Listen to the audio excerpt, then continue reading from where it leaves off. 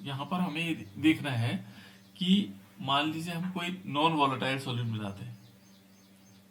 जब हम क्या करते हैं सॉल्वेंट में नॉन वॉलेटाइल सॉल्यूट मिलाते हैं, नॉन वॉलेटाइल सॉल्यूट मिलाते हैं, ठीक है ना। और मान लीजिए हमने क्या लिया यहाँ पर सुक्रोज लिया।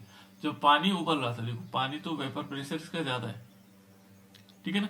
जैसे हमने सुक्रोज डाला, सुक्रोज डालने से इसका वेपर प्रेशर कम हो जाता है। इसका वेपर प्रेशर क्या होगा बेटा, क्या होगा बताओ। नॉन वोलेटाइल सॉल्यूट डालने से वेपर प्रेशर क्या होता है, डिक्रीज कम। हाँ कम हो जाता है, डिक्रीज हो जाता है ना। ये बात ध्यान रखने आप कि जैसे हम क्या करते हैं, अब क्यों कम होता है, क्वेश्चन यहाँ पर आता है कि इसका वेपर प्रेशर क्यों कम हुआ होगा, इस चीनी को डालने से या सुक्रोज को डालने से क्यों कम हुआ होगा। तो उसका कारण ये है बेटा, देखो जैसे मान लीजिए वेपर प्रेशर कैसे होता है, वेपर प्रेशर जो होता है उसको हम ऐसे समझ लेते हैं, जैसे यहाँ पानी है ना, ये पानी, तो पानी की एक लेयर है, ये वाली सबसे ऊपर वाली लेयर है। अब जब क्या होगा, यहां से हम गर्म कर रहे होंगे, हमने गर्म किया, तो इसका जो सबसे ऊपर वाला यहाँ पर जो क्या होगा, पार्टिकल्स होगा या मॉलिक्यूल होगा, जो भी होगा है ना, पार्टिकल्स हो सकता है, मॉलिक्यूल हो सकता है, ठीक है ना। ये मॉलिक्यूल क्या होता है यहाँ से, क्योंकि गर्मी ज्यादा है, गर्मी से क्या हो जाता है, बॉन्ड रिलीज हो जाते हैं और ये क्या हो जाता है, वेपर के फॉर्म में चले जाते हैं, यहाँ से उड़ जाता है ऊपर वाली लेयर का ये पॉइंट, मॉलिक्यूल यहाँ चले गए। ये भी यहां से पॉइंट था तो ये चले गए, पूरी सरफेस का जितने क्या थे मॉलिक्यूल थे वो उड़ने लगे वापस, यानी कि वेपर फॉर्म में आ गए। देखो इसी वाली लेयर के तो जाते हैं, ये वाली लेयर जो टॉप लेयर होती है उसी से तो वेपराइजेशन होता है। यहाँ वाला तो जाएगा नहीं, यहाँ वाला जाएगा नहीं, जाएगा यहाँ वाला जाएगा तो यहाँ आएगा किनारे, किनारे आने के बाद तब जब वो किनारे आ जाएगा गर्म, तब वो बाहर निकलेगा, ठीक है, तब वो वेपर के फॉर्म में आएगा। तो सबसे महत्वपूर्ण ये वाली लेयर है इसमें, जो टॉप लेयर है।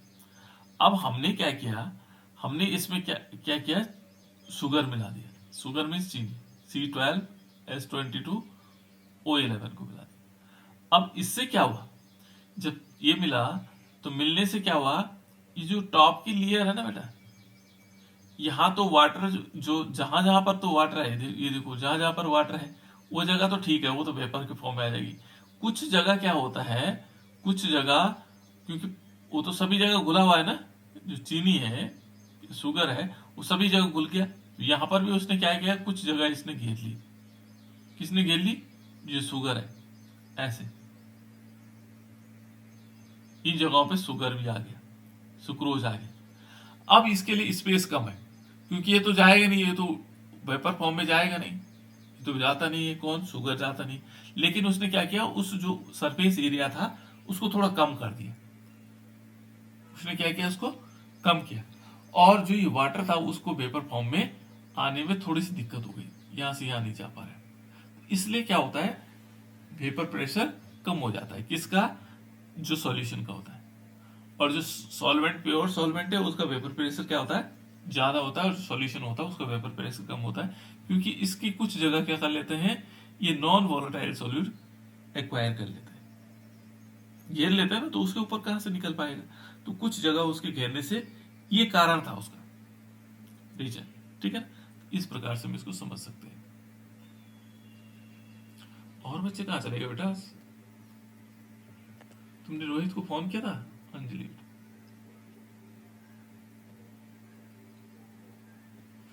चलो दूसरा नियम मैं आप लोगों को बता देता हूं। दूसरा हमारे पास एलिवेशन ऑफ बॉइलिंग पॉइंट। दूसरा क्या बेटा हमारे पास, एलिवेशन ऑफ बॉइलिंग पॉइंट।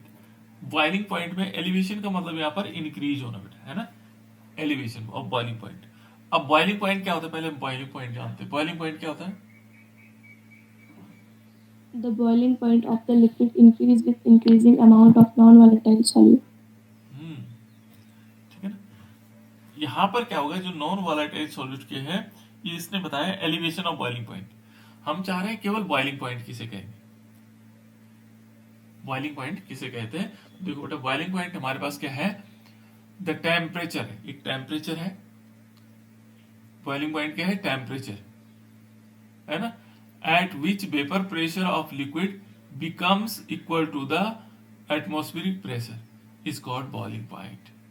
यहां पर क्या होगा, जो हमारे पास जो बॉइलिंग पॉइंट होता है ना बेटा, देखो हमारे पास बॉइलिंग पॉइंट है, तो बॉइलिंग पॉइंट किसे हम कहेंगे, जिस पर बॉयल हो रहा हो कोई चीज, है ना।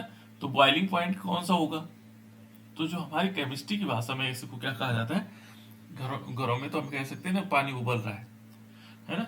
लेकिन केमिस्ट्री की भाषा में क्या है कि बॉइलिंग पॉइंट वह टेम्परेचर होता है जिसमें क्या होगा, जो लिक्विड है, देखो यहाँ पर हमारी दो चीजें होती है, एक तो हमारे पास जैसे माने यहाँ पर ये लिक्विड है, माना हमने वाटर लिया, वाटर का हम बॉइलिंग पॉइंट देखना चाह रहे हैं, क्या करना चाह रहे हैं, वाटर का बॉइलिंग पॉइंट। तो इसका जो बॉइलिंग पॉइंट होगा वाटर का, वो क्या होगा, वो कहता है कि vapour pressure of a liquid, ये लिक्विड है इसका वेपर प्रेशर, जो यानी कि वाटर का वेपर प्रेशर, इस वाटर का जो वेपर प्रेशर है जो हमने लिया हुआ है, जिसको हम गर्म कर रहे हैं, है ना, इस वाटर का जो vapour pressure becomes equal to the atmospheric pressure. यहां पर जो क्या होगा, ये जो हमारे पास लिक्विड है, इसका जो वेपर प्रेशर है वो किसके बराबर हो जाएगा, एटमॉस्फेरिक प्रेशर हो जाएगा, एटी के बराबर, एपी के बराबर, एटमॉस्फेरिक प्रेशर। जो एटमॉस का एक जो हमारी तरफ एटमॉस्फेयर है ना, हमारे चारों ओर वातावरण जिसको हम बोलते हैं, है ना, उसके बराबर हो जाएगा, वो कहलाता बॉइलिंग पॉइंट। तो सिंपल समझ में आ गया, किसी भी लिक्विड का जो वेपर प्रेशर है वो जब एटमॉस्फेरिक प्रेशर के बराबर हो जाता है तो उस समय वो क्या कहलाता है, उसका बॉइलिंग पॉइंट कहलाएगा। क्या समझ में आया बेटा, किसी भी लिक्विड का जो वेपर प्रेशर है जब वो एटमॉस्फेरिक प्रेशर के बराबर आ जाता है ना, एटमॉस्फेरिक प्रेशर के बराबर हो जाए तो वो क्या कहलाएगा हमारे पास, बॉइलिंग पॉइंट। उस समय क्या होगा, बॉइलिंग पॉइंट, वो कहलाएगा बॉइलिंग पॉइंट, वो टेम्परेचर कहलाएगा। तो इस समय क्या माना जाता है, जैसे मान लीजिए हमने क्या लिया, वाटर लिया, तो वाटर को हम क्या करते हैं, जैसे हम इसको क्या करेंगे 100 डिग्री सेल्सियस लेंगे, कितना लेंगे बेटा, 100 डिग्री सेल्सियस में, तो वहां पर क्या होगा, इस का जो वेपर प्रेशर होगा, वाटर का जो वेपर प्रेशर होगा वो एटमॉस्फेरिक प्रेशर के बराबर होगा, जो हमारे पास एटमॉस्फेयर है उसके प्रेशर के बराबर, तो वो उसका बॉइलिंग पॉइंट हो जाएगा। जैसे 78.5 किसका होता है, अल्कोहल का होता है, तो ये क्या है इसका, ये बॉइलिंग पॉइंट है। इस बॉइलिंग पॉइंट पर यदि हम इस पे देखेंगे तो यहां पर क्या होगा, जो वाटर सॉरी अल्कोहल का जो क्या होगा, वेपर प्रेशर होगा, अल्कोहल का जो वेपर प्रेशर होगा वो किसके बराबर होगा, किसके बराबर होगा बेटा, अल्कोहल का वेपर प्रेशर किसके बराबर होगा, अंजलि बता दो। एटमॉस्फेरिक का, एटमॉस्फेरिक प्रेशर, क्या बोलेंगे उसको, एटमॉस्फेरिक प्रेशर, यानी कि vapour pressure of alcohol is equal to the atmospheric pressure of, ठीक है ना। तो यहां पर क्या आ जाएगा, वो उस समय उसको बॉइलिंग पॉइंट कहा जाएगा, ये है बेटा बॉइलिंग पॉइंट, इसको हम क्या बोलेंगे, बॉइलिंग पॉइंट। अब समझ में आ गया। तो जहां पर क्या होगा, किसी भी लिक्विड का वेपर प्रेशर उसके एटमॉस्फेरिक प्रेशर के बराबर हो जाए वो कहलाता है उसका बॉइलिंग पॉइंट। ये बॉइलिंग पॉइंट समझ में आ गया, आगे बेटा आरुषि। Yes sir. सिंपल ये ध्यान रखना कि vapour pressure of liquid is equal to atmospheric pressure, है ना, ये हो जाए तो क्या कहलाएगा, हमारे पास बॉइलिंग पॉइंट कहलाएगा, वो बॉइलिंग पॉइंट हो जाएगा, ठीक है ना, जिसको हम हिंदी में क्वथनांक कहते हैं, क्या बोलते हैं, क्वथनांक, ठीक है ना, और क्वथनांक ऐसे कहा जाता है, ठीक है ना। और क्वथनांक बराबर क्या होता है, सिंपल जो होगा वाष्प दाब, ये हो जाएगा वाष्प दाब, जिसको हम बोलते हैं वेपर प्रेशर, है ना, वाष्प दाब। और ये एटमॉस्फेरिक प्रेशर को बोलते हैं वायुमंडलीय दाब के बराबर, वायुमंडलीय दाब।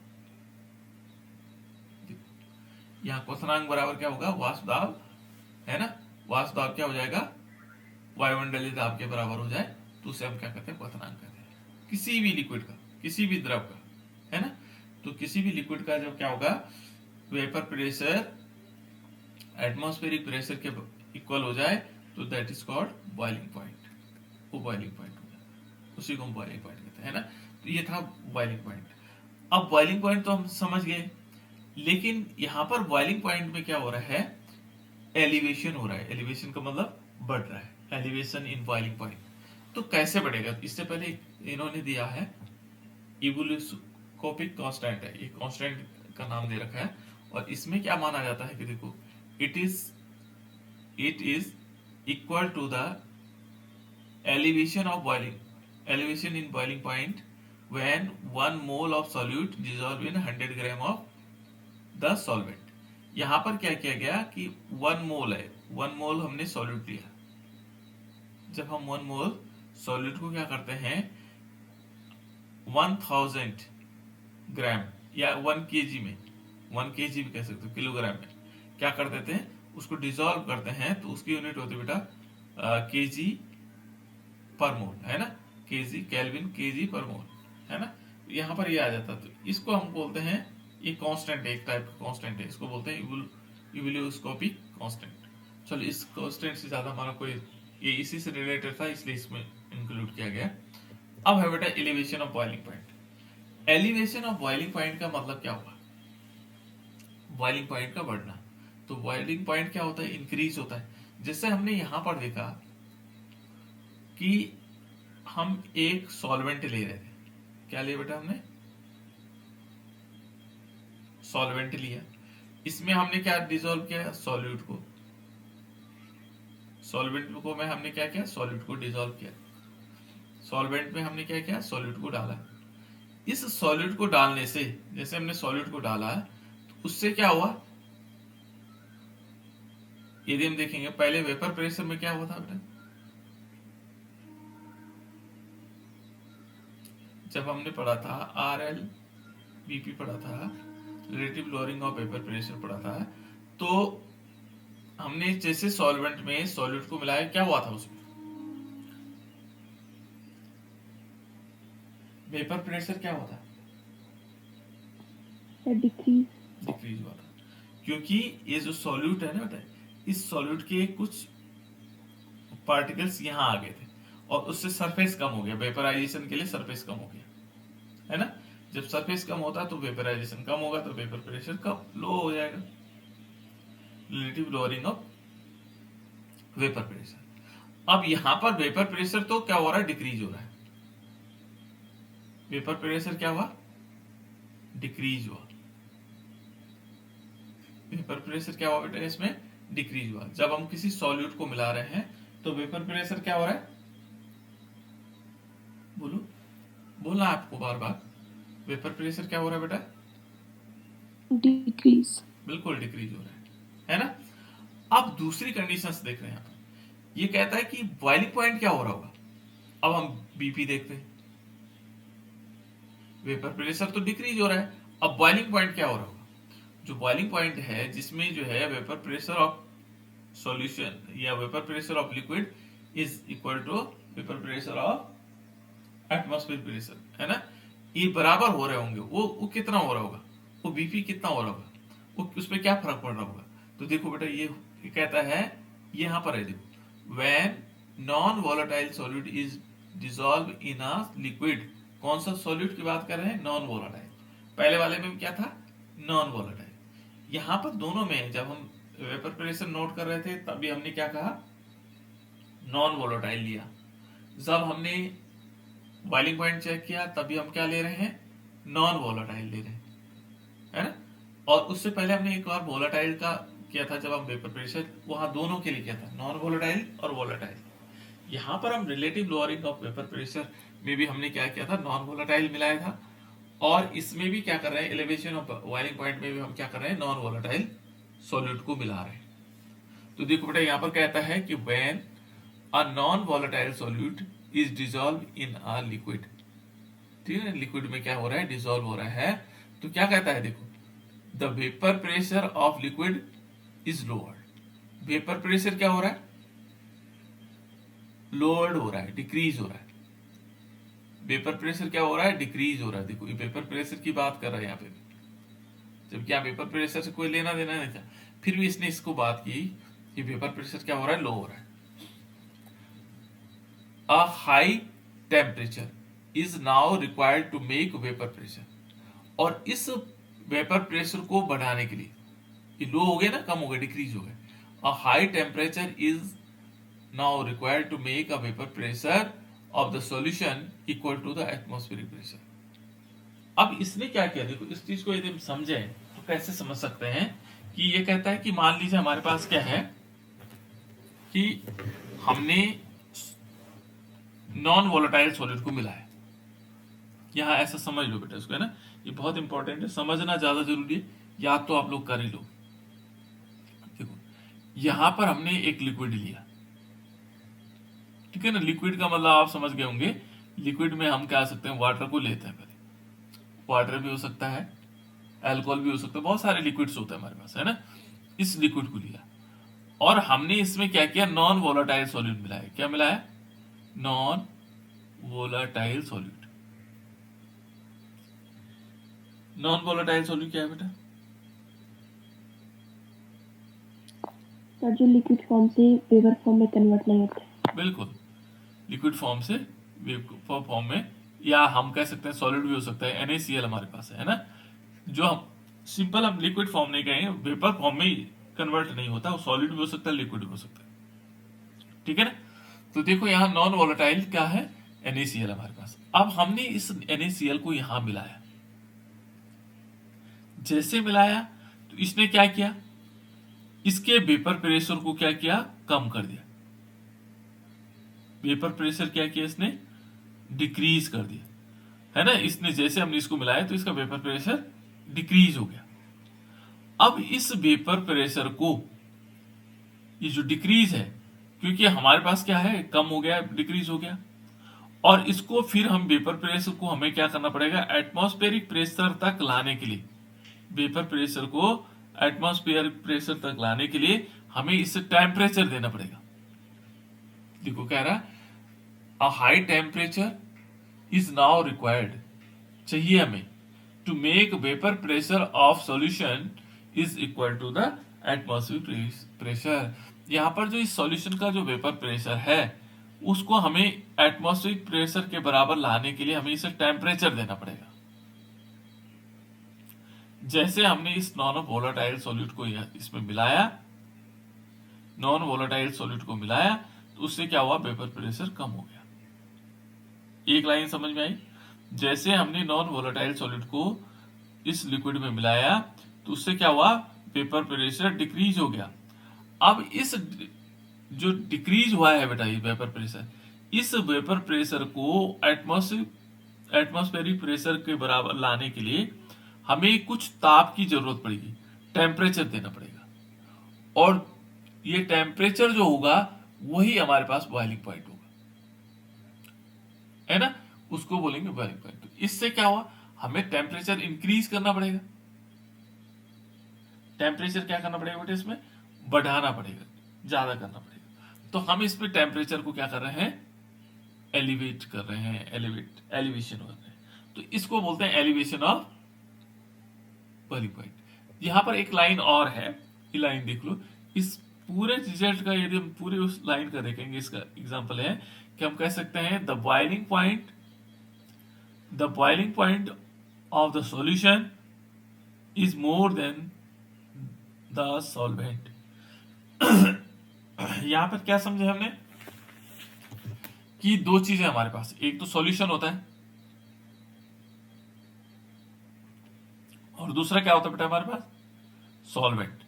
ये दो चीजें, ये जो सॉल्यूशन है ना और सॉल्वेंट है, देखो boiling point of the solution, boiling point of the solution, इस सॉल्यूशन का boiling point is more than the solvent, इससे ज्यादा है, इससे सॉल्वेंट से ज्यादा इसका बॉइलिंग पॉइंट है। मान लीजिए हमने सॉल्वेंट लिया ये H2, है ना, सॉल्यूशन लिया हमने H2O प्लस NaCl, तो किसका बॉइलिंग पॉइंट ज्यादा है, बॉइलिंग पॉइंट किसका ज्यादा है बेटा, इन दोनों में इस सॉल्यूशन का ज्यादा है या सॉल्वेंट का है?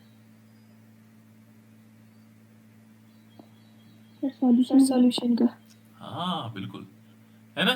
देखो यहाँ पर लिख रहा है the boiling point of the solution is more than the solvent. इस सॉल्वेंट से ज्यादा इसका है सॉल्यूशन का। और वो कारण क्या है? हमने इसमें नॉन वोलेटाइल सॉल्यूट मिलाया, और नॉन वोलेटाइल सॉल्यूट ने क्या किया? उसका वेपर प्रेशर कम कर दिया। प्रेशर कम किया तो वेपर प्रेशर को ज्यादा करने के लिए हमें टेम्परेचर ज्यादा देना पड़ेगा, और ज्यादा देना पड़ेगा तो वो से क्या होगा? उसका उसका एलिवेशन इन बॉइलिंग पॉइंट, यानी बॉइलिंग पॉइंट उसका इंक्रीज हो जाएगा। ठीक है ना। तो इस टाइप से हम क्या समझ सकते हैं बेटा इसको? Elevation of boiling point. अब एलिवेशन ऑफ बॉइलिंग पॉइंट क्या हुआ? किसका ज्यादा है? बॉइलिंग पॉइंट किसका ज्यादा है?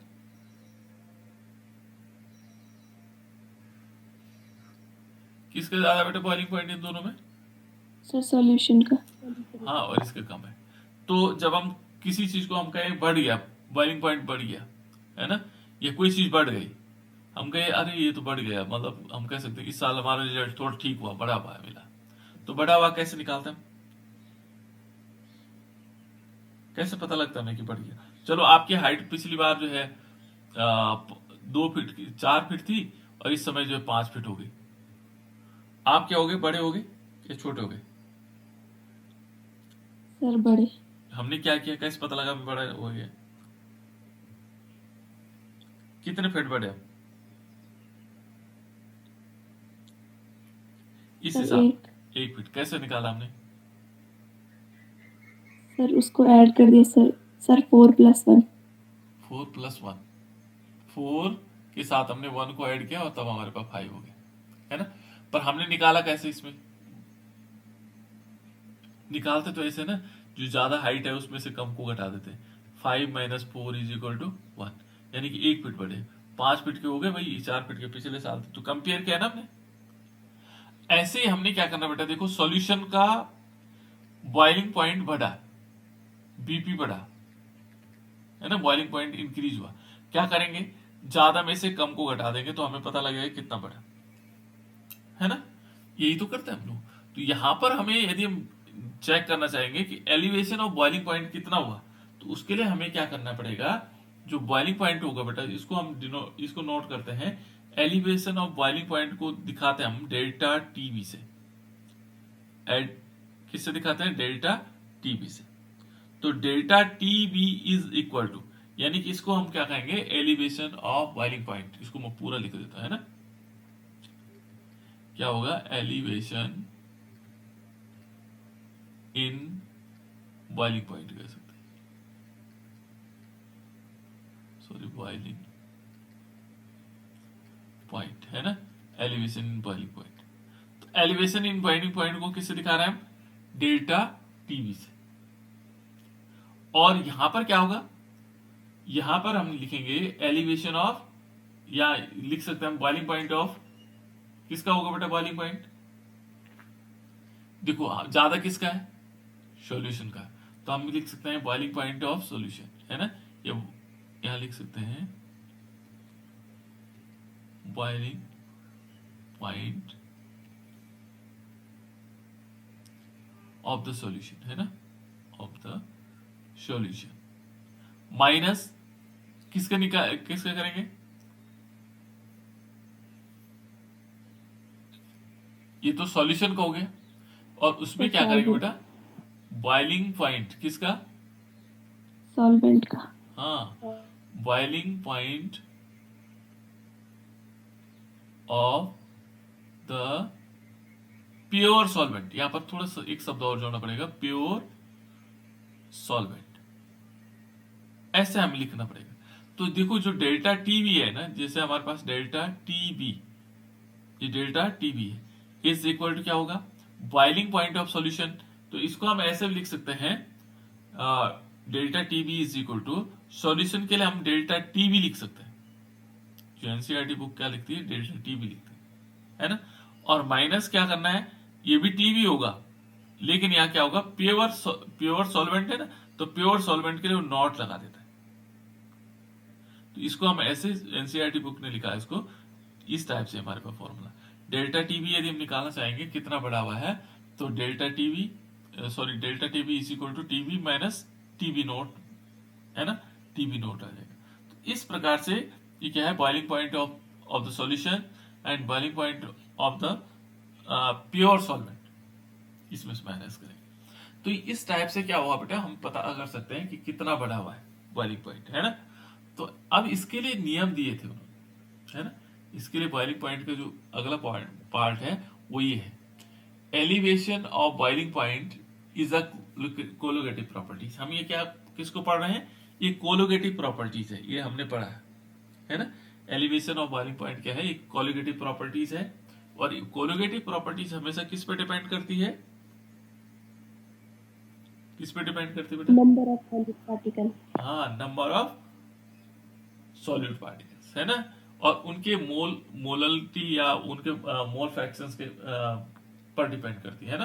तो यानी कि नंबर ऑफ मोल पार्टिकल्स हम कह सकते हैं, यानी कि जो उसमें सॉलिड पार्टिकल्स है उस पर डिपेंड करती है, मेन है उसका सॉलिड पार्टिकल पर डिपेंड करती है, ठीक है ना। तो यहां देखो ये कहता है elevation of boiling point is a colligative properties. अब यहां एक्सपेरिमेंटली कह रहा है कि ये कह रहा है it has been found experimentally that, क्या पाएगा एक्सपेरिमेंट के दौरान, क्या पाएगा कि the elevation in boiling point is directly proportional to the molal concentration, और मोलर कंसंट्रेशन को हम बोलते हैं बेटा मोललिटी। यहां पर क्या है, it has been found that the elevation of boiling point is directly proportional to the molal concentration of the solute. यहां पर मोलल कंसंट्रेशन किस है ना, molal concentration of the solute, जो सॉल्यूट है उसकी मोलरिटी के प्रोपोर्शनल होगा। तो अभी तक हमने क्या पढ़ा था कि जो एलिवेशन ऑफ बॉइलिंग पॉइंट को हमने किससे डिनोट किया था, क्या किससे दिखाया था बेटा आपने, एलिवेशन ऑफ बॉइलिंग पॉइंट को हमने किससे दिखाया था, डेल्टा टीबी। हाँ, तो डेल्टा टीबी, और वहां हमने क्या किया था, delta TB is equal to, हमने कहा था कि जो डेल्टा टीबी होगा टीबी माइनस टीबी नॉट, यानी कि सॉल्यूशन में से हमने सॉल्वेंट को माइनस किया था। लेकिन यहां कुछ और ही कह रहा है कि the elevation of boiling point is directly proportional, किसके प्रोपोर्शनल होगा, to the molar concentration of the solute, जो सॉल्यूट होगा उसके मोलर कंसंट्रेशन के बराबर होगा। इट मींस जो हमारे पास डेल्टा टीवी होगा, यहां हम क्या निकालेंगे, इसके अनुसार क्या होगा कि जो डेल्टा टीवी है बेटा, देखो delta TV is directly proportional to the किसके, molar concentration of the solute. ये है मोलर कंसंट्रेशन, ये आ गया सीधे, इसने कहा ये तो ऐसा वाला है ना। तो यदि हम इस प्रोपोर्शनल के चिन्ह को हटाते हैं तो क्या आएगा, delta T B is equal to, यहां पर क्या होगा, के बी, सॉरी,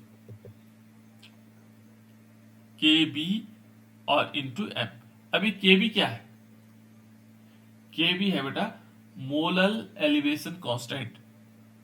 यहां पर क्या होगा, K B is equal to क्या होगा, मोलल, ठीक है ना, molal elevation constant, elevation constant, ये हमारे पास मोलल एलिवेशन कांस्टेंट, ठीक है। और एम क्या है, एम तो आप लोग जानते हैं, यहां लिखा हुआ है molal concentration of the solute, है ना। तो यहां पर molal concentration of the solute हो जाएगा। Molal concentration of the solute का मतलब ये क्या हो सकता है, हम इसको कह सकते हैं मोलरिटी ऑफ सॉल्यूशन। इसको हम क्या बोल सकते हैं, मोलरिटी ऑफ सॉल्यूशन, क्या कह सकते हैं बेटा इसको, मोलरिटी ऑफ द सॉल्यूशन या of the solution end of solution. तो ये हो गया। अब हमारे पास क्या है, डेल्टा टीवी। डेल्टा टीवी आप लोग जानते हैं क्या है बेटे, बॉइलिंग पॉइंट। इस मोलर एलिवेशन कांस्टेंट को अभी थोड़ी देर पहले हमने कुछ चीज और बताई थी बेटा आपको पास, ये बताया था इसको हमने कहा था इबिलियोस्कोपिक कांस्टेंट, स्कोपिक कांस्टेंट, यही है ये वाला, है ना। इसको ही हम क्या बोलेंगे, मोलर एलिवेशन कांस्टेंट कहेंगे, ठीक है।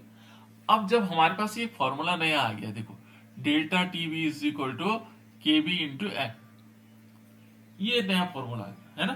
तो यहाँ एम की वैल्यू हमें पता है। कभी कभी क्या होता है कि हमें कुछ चीज निकालनी होती है, तो कैसे कैसे निकाल सकते हैं, ठीक है ना। तो यहाँ पर यदि देखेंगे हमारे पास मोलरिटी इज इक्वल टू, यदि हम मोलरिटी इज इक्वल टू निकालेंगे, एम इज इक्वल टू निकालना चाहेंगे, तो एम बराबर क्या आएगा, यहाँ पर आएगा डेल्टा टी वी अपॉन के बी, ऐसे भी हो सकता है। देखो यहां पर क्या कर देंगे, जो एम है ना, इसको इसके साथ मल्टीप्लिकेशन में उसको बटे में ले आएंगे। अब मान लीजिए हमें ये नहीं निकालना, हमें के बी निकालना है, तो के बी इज इक्वल टू क्या होगा, K B is equal to, यदि के बी यहां चला जाएगा तो यहां पर आएगा delta T B upon M हो जाएगा। एम की वैल्यू क्या है, एम बराबर क्या है बेटा हमारे पास, एम इज इक्वल टू हमें मालूम है, मोलरिटी इज इक्वल टू क्या होता है,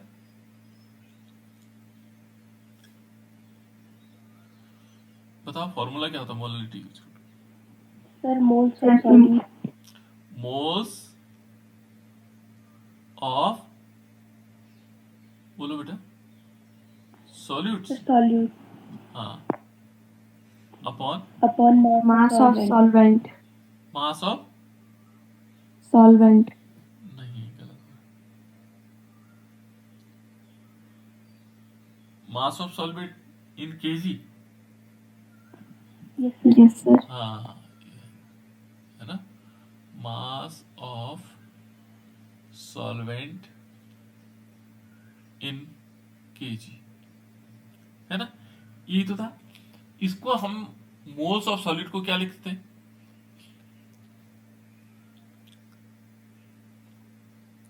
क्या करते थे बेटा मोल्स ऑफ सॉलिड को, moles of solid is equal to क्या होगा, कोई बात नहीं, गलती होगी कोई दिक्कत नहीं,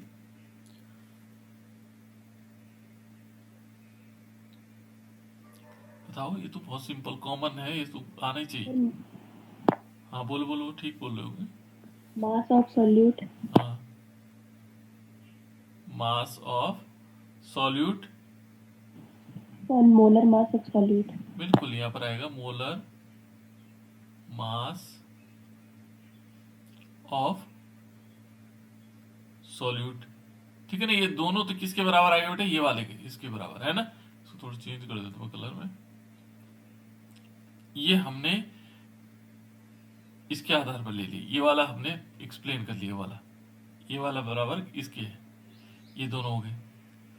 अब यहां पर नीचे वाला जो पोर्शन है ये वाला, इसको हम कैसे लिख सकते हैं, ये वाला जो दूसरा वाला है, यहां पर बराबर कैसे नहीं आ जाएगा, ये है मास ऑफ सॉल्वेंट इन केजी,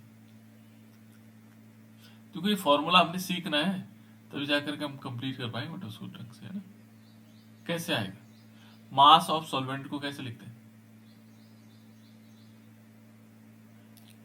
यहां पर हमने लिखा था मास, इसको हम ऐसे भी लिख सकते हैं, मास, इसको लिख रहे हैं ना, मास ऑफ सॉल्वेंट इन ग्राम कर देते हैं, इन ग्राम, ठीक है ना, और बटे में क्या कर देंगे इसको 1000 का भाग दे देंगे। तो इसको हम लिख सकते हैं, देखो कैसे अलग अलग फॉर्मूले बन सकते हैं, आप चाहो जैसे बनाना चाहो वैसे, है ना। देखो यहां पर मास ऑफ सॉलिड को हम क्या कर सकते हैं, स्मॉल डब्ल्यू लिख सकते हैं, मैं अपने अनुसार बता रहा हूं बेटा, किताबों में अलग अलग किताबों में अलग अलग चीजें आ सकती है ना। इसको हम स्मॉल डब्ल्यू, यदि हमने स्मॉल डब्ल्यू लिखा तो लिख सकते हैं, ठीक है ना। Molar mass of solute, molar mass यदि सॉल्यूट का निकालना चाहे तो एम लिख सकते हैं, कैपिटल एम लिख सकते हैं। मास ऑफ सॉल्वेंट, इसको क्या लिख सकते हैं, मास ऑफ सॉल्वेंट को हम क्या लिख सकते हैं, यहां पर हम क्या लिखना चाहेंगे बताओ, जो आप लोग कहोगे, कोई दिक्कत नहीं,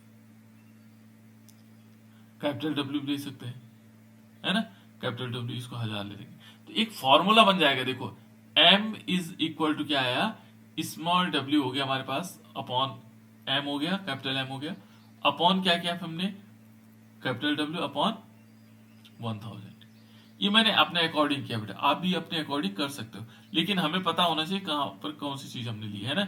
और इसको देखो, सबसे नीचे वाला सबसे ऊपर, इसका फॉर्मूला आ जाएगा small W upon capital M into 1000 upon capital W, ये हो जाएगा, है ना।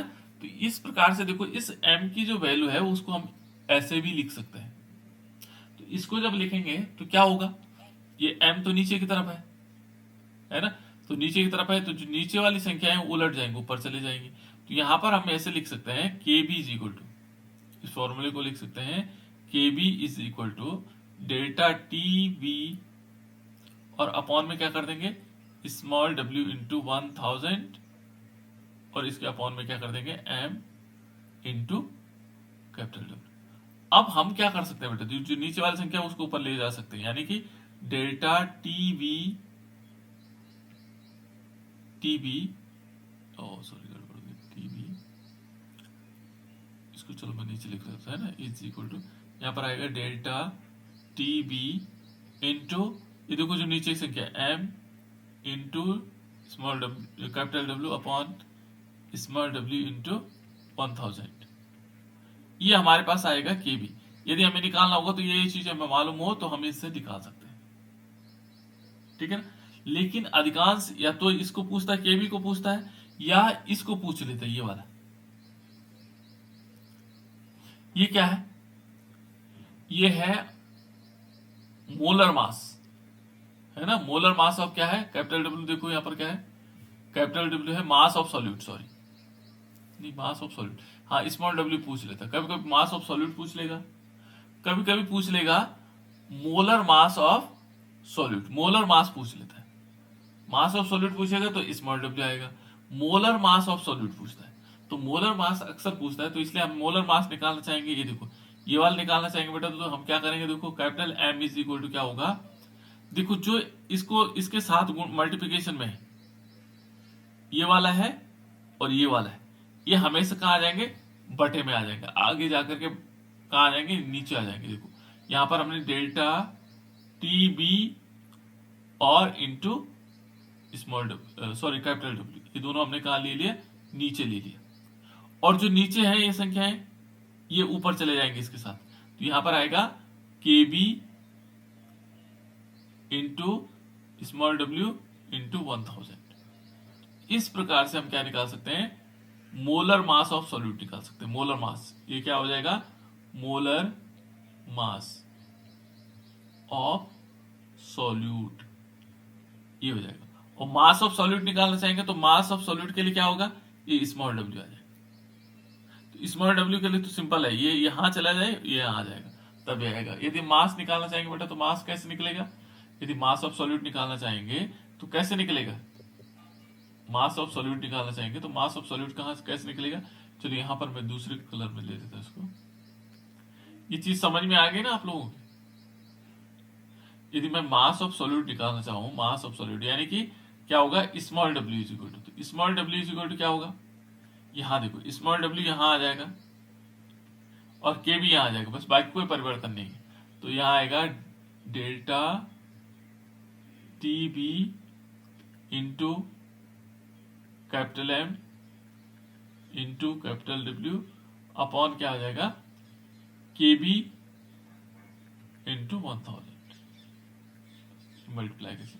तो इस प्रकार से हम क्या निकाल सकते हैं, मास ऑफ सॉल्यूट निकाल सकते हैं, और मोलर मास निकालेंगे तो मोलर मास ही हो जाएगा, ठीक है ना। यदि हमें क्या निकालना होगा, ये क्या है, इसको बोलते हैं मोलर एलिवेशन कांस्टेंट होगा, तो मोलर एलिवेशन कांस्टेंट हमारे पास केबी हो जाएगा, तो केबी से हम निकाल सकते हैं। तो इस प्रकार से हम क्या कर सकते हैं बेटा, इसमें निकाला जा सकता है।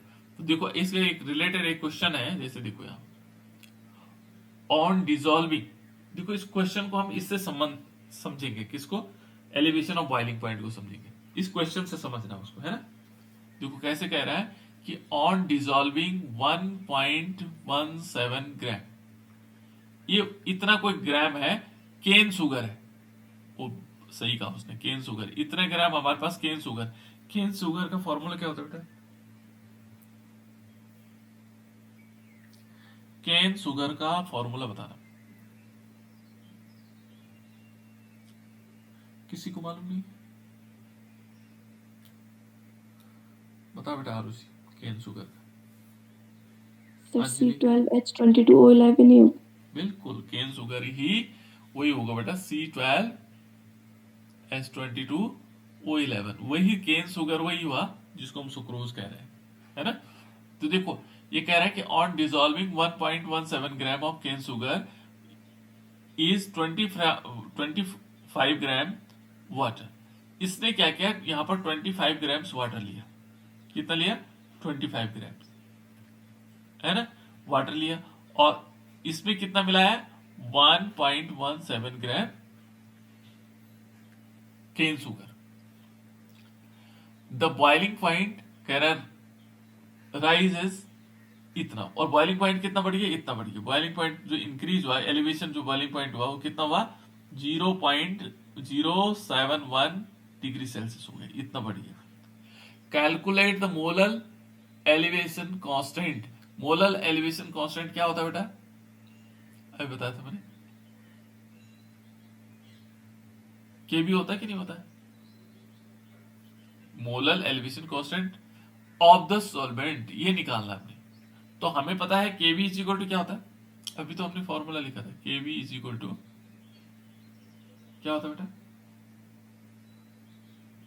Sir delta TB delta TV into into capital M हाँ इंटू कैपिटल W हाँ अपॉन हाँ सर स्मॉल w इंटू 1000। बिल्कुल, ये होता बेटा हमारे पास, है ना। अब हमें क्या क्या चीजें चाहिए? देखो यहां पर क्या हुआ, ये कह रहा है देखो इतना ग्राम हमारे पास ये केन शुगर है। केन शुगर क्या है? इसका मतलब ये क्या है जो दिया हुआ है, क्या दे रखा बेटा यहाँ पर?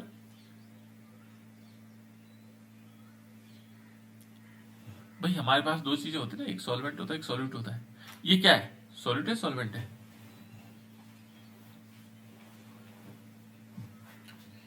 इतने ग्राम को हमने इतने ग्राम वाटर में घोला, डिसॉल्व किया, तो ये क्या है हमारे पास?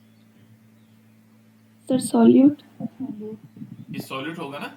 तो सॉल्यूट है बेटा, तो सॉल्यूट को हम किससे डिनोट करते हैं?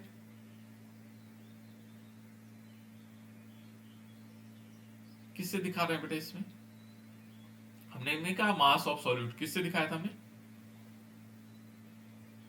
इस फॉर्मूले के अनुसार क्या दिखाया सर था? Small w। बिल्कुल, तो स्मॉल डब्ल्यू कितना हुआ? सर 1.17। बिल्कुल 1.17। फिर उसके बाद हमारे पास ये क्या है? 25 ग्राम क्या है इसमें? Sir water. वाटर है। क्या बोलते हैं बेटा इसको? वाटर को क्या बोलते हैं? सॉल्यूट बोलते हैं, सॉल्वेंट बोलते हैं? यहाँ पर क्या हो गया? यहाँ पर सॉल्वेंट होगा ना ये। तो सॉल्वेंट को किससे दिखाया हमने? मास ऑफ सॉल्वेंट किससे दिखाया था? सर कैपिटल M से। नहीं, वो मोलर मास दिखाया था बेटा। मोलर मास ऑफ सॉल्यूट दिखाया था हमने किसको? कैपिटल एम को। Sir capital W। हाँ कैपिटल डब्ल्यू लिखा है ना। तो कैपिटल डब्ल्यू हमारे पास दे रखा है, capital W is equal to कितना दे रखा है? ये याद रखना में कि हमने किस चीज को क्या माना था, है ना। यदि प्रैक्टिस करोगे तो इजीली हो जाता है। कैपिटल डब्ल्यू हमारे पास 25 ग्राम हो गए। तो देखो हमें कुछ करने की जरूरत नहीं पड़ रही, हमारे स्मॉल डब्ल्यू हमें दे रखा है, कैपिटल डब्ल्यू दे रखा है। अब देखो बेटा यदि कह रहा है कि इतना ग्राम, देखो ये जो 1.7 gram cane sugar is 25 gram of water, the boiling point rises, यानी कि बढ़ा, एलिवेट हुआ। कितना बढ़ा? 0.071, है ना, इतना ही तो बढ़ा। एलिवेशन हुआ उसमें, बॉइलिंग पॉइंट में क्या हुआ? एलिवेशन हुआ। तो बॉइलिंग पॉइंट को, एलिवेशन को किससे दिखाते हैं? बढ़ा ना, ये तो बढ़ने को किससे दिखाते हैं? एलिवेशन ऑफ बॉइलिंग पॉइंट को दिखाते बेटा डेल्टा टीवी से। तो इसने डेल्टा टीवी हमें दे रखा है। डेल्टा टीवी एलिवेशन ना बढ़ने वाला दिखाओ, ये देखो delta TV is equal to कितना दे रखा है? 0.071। ठीक है ना। अब कितनी चीजें मिल गई हमें? ये टीवी मिल गया, ये एम, ये हमें नहीं मिला, कौन सा वाला? एम नहीं मिला। ये मिल गया, ये मिल गया। अब m क्या है, यदि हम m को देखेंगे तो m क्या है हमारे पास, m है मोलर मास ऑफ सोल्यूट। तो सोल्यूट क्या है बेटा हमारे पास, sugar, शुगर है, C12 H22 O11। वो उसने ये यहां पर भी दे रखा है, देखो मोलर, देखो मॉलिक्यूलर वेट ऑफ शुगर 342। लेकिन हम निकाल सकते हैं इसको, देखो 12 है ना, 12 गुणा गया, फिर कार्बन का कितना होता है मोलर मास 12, 12 गुणा के 12 कार्बन है और 12 उसका क्या होता है मोलर मास होता है। प्लस हम क्या करेंगे, हाइड्रोजन का एक होता है लेकिन ये 22 है बेटा, है ना। ऑक्सीजन का कितना होता है 16, है ना, और गुणा कितने हैं 11 हो जाएंगे। तो इसको सबको कैलकुलेट करेंगे तो ये आएगा 342। कितना आएगा 342। अब हमारे पास कैपिटल एम भी दिया हुआ है, देखो capital M B is equal to 342 दे रखा है। अब हमने क्या करना है, ये कह रहा है कि मोलल एलिवेशन कांस्टेंट निकालना है, तो मोलल एलिवेशन कांस्टेंट के भी होता है, और इसमें हमें डेल्टा टी, देखो डेल्टा टी बी की वैल्यू कितनी दे रखी है, ये दे रखी है 0.071, है ना। एम की वैल्यू हमने निकाल दी 342, है ना। स्मॉल डब्ल्यू की वैल्यू कितनी दे रखी, ये दे रखी 1.17, ठीक है ना। केवल फॉर्मूले में मान रखने होते हैं। और स्मॉल डब्ल्यू की, सॉरी मैंने स्मॉल डब्ल्यू को लिख ली, कैपिटल डब्ल्यू बेटे ऊपर, है ना। तो कैपिटल डब्ल्यू हम यहाँ पर क्या करेंगे 25 ग्राम से आ जाएगा, और ये आएगा 1.17 और इंटू 1000। बस जब ये फॉर्मूला आप वैल्यू रख लो, उसके बाद कैलकुलेशन करना है और आपका आंसर आ जाएगा। तो देखो हमने इस क्वेश्चन से समझेंगे एलिवेशन ऑफ बॉइलिंग पॉइंट। देखो कैसे, हमारे पास वाटर था, है ना, उस वाटर में वो भी 25 ग्राम वाटर था, 25 ग्राम का वाटर, है ना। और उस 25 ग्राम वाटर में हमने क्या किया, इतने ग्राम को हमने क्या मिलाया 1.17 ग्राम केन शुगर मिलाई, है ना। और उससे क्या हुआ, उसके बॉइलिंग पॉइंट में एलिवेशन हुआ, देखो राइज हुआ उसमें, है ना। और कितना राइज हुआ 0.071 डिग्री सेल्सियस, इतना बढ़ा। अब हमें कैलकुलेट करना है मोलल एलिवेशन कांस्टेंट। तो हमें मालूम है कि delta T V is directly proportional to M, ये होता है। बस इस फॉर्मूले से हम निकाल सकते हैं। और एम की वैल्यू आपको पता है क्या होती है, उससे हम निकाल सकते हैं। यहां पर देखो डेल्टा टी वी, है ना, और इज इक्वल टू क्या कर सकते हैं के वी इंटू एम। और m को हम क्या करेंगे बेटा, m की वैल्यू लिख सकते हैं, m is equal to K B is equal to, यहाँ पर क्या होगा, जो हमने m की वैल्यू निकाली थी अभी तक, कितनी निकाली थी, m इज इक्वल टू, जो हमारे पास m इज इक्वल टू था mass of solute, molar mass of solute upon क्या आ जाएगा, मास ऑफ सॉल्वेंट इन केजी, है ना। तो यहाँ पर क्या आएगा, केजी में हमने इसको कैपिटल डब्ल्यू अपॉन 1000 लिया था, है ना। इसको हम ऐसे लिख सकते हैं small W upon capital M into क्या आएगा 1000 अपॉन क्या आएगा बेटा इसमें 1000 अपॉन कैपिटल डब्ल्यू, है ना। तो यहाँ पर हम आसानी से इसको लिख सकते हैं स्मॉल डब्ल्यू इंटू 1000 और अपॉन में क्या कर देंगे M into, sorry M into capital W, इस प्रकार से। तो ये हमारे पास फॉर्मूला बन जाएगा डेल्टा टी। पर हमने केवल इस फॉर्मूले को याद रखना है, और हमें मोलरता हमें पता होनी चाहिए, है ना, मोललिटी मालूम होना चाहिए, बस उसके फॉर्मूले का हम रखेंगे तो ये आसानी से हो जाएगा। तो ये था बेटा elevation of boiling point. Boiling point में किस प्रकार से एलिवेशन होता है। नेक्स्ट है हमारे पास फ्रीजिंग पॉइंट, ठीक है। जो नेक्स्ट पॉइंट है फ्रीजिंग पॉइंट। चलो फ्रीजिंग पॉइंट हम कल बताएंगे आप लोगों को, ठीक है ना। फ्रीजिंग पॉइंट क्या है।